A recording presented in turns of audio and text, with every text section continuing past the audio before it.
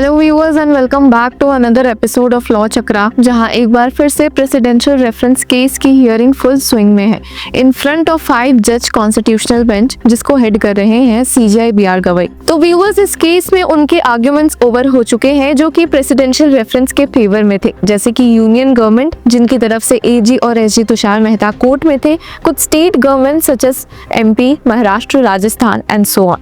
But इस case के hearing ने अब एक ट्विस्ट लिया है, क्योंकि उनके आर्ग्यूमेंट शुरू हो गए हैं जो कि इस प्रेसिडेंशियल रेफरेंस के खिलाफ है और सुप्रीम कोर्ट के उस जजमेंट से अग्री करते हैं जिसने कि गवर्नर एंड प्रेसिडेंट दोनों पर एक टाइमलाइन इंपोज कर दी थी।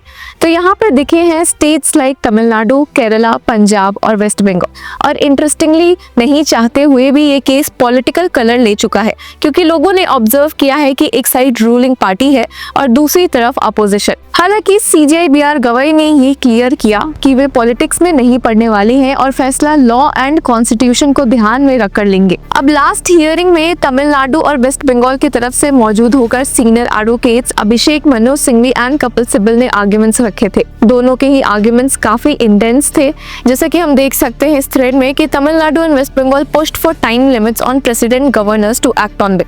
सीनियर एडवोकेट अभिषेक मनु सिंघवी ने कहा कि gubernatorial delay has proven to be endemic and repetitive. वहीं सीनियर एडवोकेट कपिल सिब्बल ने कहा कि president and governors act only in aid of council of ministers. और हियरिंग की आज शुरुआत हुई है सीनियर एडवोकेट कपिल सिब्बल के आर्ग्यूमेंट से। तो चलिए एक नजर डालते हैं कि आखिर उन्होंने क्या बातें बोली है, सीजेआई ने उसने कैसे काउंटर किया है और क्या नतीजा निकला है आज की हियरिंग का। अब सीनियर एडवोकेट सिब्बल ने कहा कि I just want to ask one thing, have you ever heard of the president holding the bill since independence. यहाँ पर सीनियर एडवोकेट कपिल सिब्बल ने एक बड़ी बात बोली। उन्होंने कहा कि आपने कभी सुना भी है कि इंडिपेंडेंस के बाद से कोई भी प्रेसिडेंट बिल्स पर ऐसे बैठ जाता है?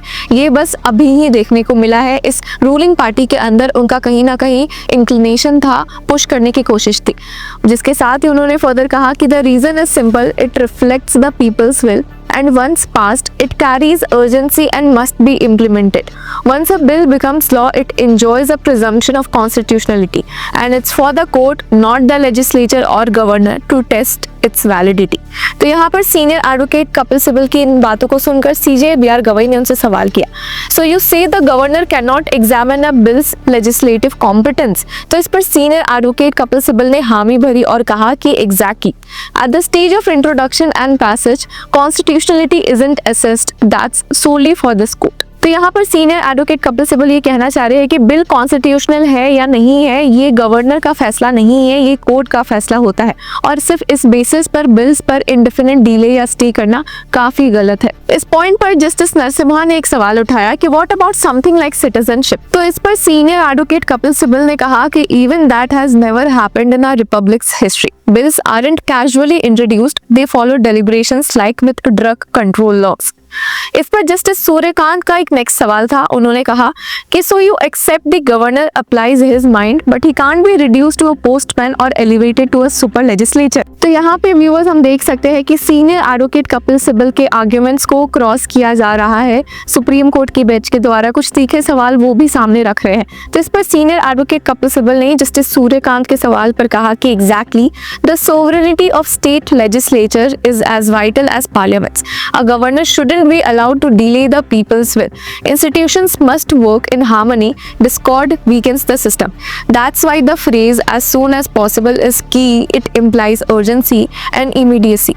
I can understand if there is a calamity, a tsunami. Look at what's happening in Punjab, Himachal, etc. One would want to cry because what's happening in our country. जिसके साथ ही उन्होंने further कहा कि let's not interpret the constitution to make it unworkable. The language will not matter, the objective should matter. तो यहाँ पर senior advocate Kapil Sibal ने कहा कि लैंग्वेज पे नहीं जाते हैं, अगर टाइमलाइन नहीं भी दी है तो ऑब्जेक्टिव पे जाते हैं, जो कि है कि इतने समय से बिल्स को इंडेफिनिटली डिले या स्टे करवाना काफ़ी गलत है। तो लैंग्वेज पे नहीं जाते हैं, ऑब्जेक्टिव जो है उसे पूरा करने की कोशिश करते हैं।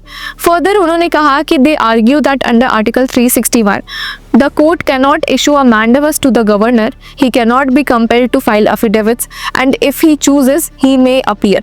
What matters is not rigid language, but the objective. Since the constitution is a living document rooted in history but oriented towards the future. with the court shaping that future. This should not become a trap even if no explicit timeline exists. It must at least be clear that once a bill is passed, again by the assembly, it cannot be withheld. To then claim the court cannot step in on deemed assent is untenable. तो यहाँ पर senior advocate Kapil Sibal ने कहा कि पहला तो governors bill पर indefinitely delay कर रहे हैं और उसके बाद वो ये भी कह रहे हैं कि कोर्ट इस मामले की जांच नहीं कर सकता, जुडिशियल रिव्यू नहीं कर सकता, वो तो और ही गलत है। तो अब यहाँ पे व्यूअर्स उन्होंने आर्टिकल 361 की बात की थी। तो ये आर्टिकल बेसिकली प्रोटेक्शन की बात करता है जो प्रेसिडेंट एंड गवर्नर को दी गई है और आर्टिकल स्टेट करता है कि द प्रेसिडेंट और द गवर्नर और राष्ट्र प्रमुख of a state shall not be answerable to any court for the exercise and performance of the powers and duties of his office or for any act done on or purporting to be done by him in the exercise and performance of those powers and duty। तो इसी article का use करके इस्तेमाल करते हुए governor और president यहाँ पे कह रहे हैं कि जुडिशियल रिव्यू नहीं हो सकता, कोर्ट्स उनके काम में इंटरफेयर नहीं कर सकती है। जिसके बाद सीनियर एडवोकेट कपिल सिब्बल ने फर्दर कहा कि please see Nabam Rebia, the exact argument made by the solicitor general was made there by the governor and rejected.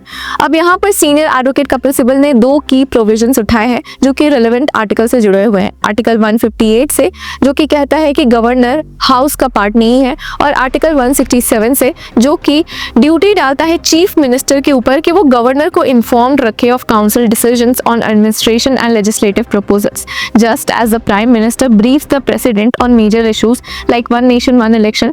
These meetings are where discussions happen and proposals are cleared informally. तो यहाँ पे आसान है viewers समझना कि senior advocate Kapil Sibal ये कह रहे हैं कि पहले तो गवर्नर के पास इतनी पावर्स नहीं होनी चाहिए, इतनी डिस्क्रिशनरी पावर्स नहीं होनी चाहिए कि उनके मन में जो आएगा वो ये करेंगे। दूसरा, अगर हम कॉन्स्टिट्यूशन के तहत ही जाए तो ये कहा गया है कि वो लेजिस्लेचर का पार्ट नहीं है, उनके पास लेजिस्लेटिव पावर्स नहीं है, यानी कि he is just a process, वो जो लेजिस्लेचर प्रोसेस होता है उसका पार्ट होते हैं, ये नहीं कि उनके पास लेजिस्लेटिव पावर्स होती है।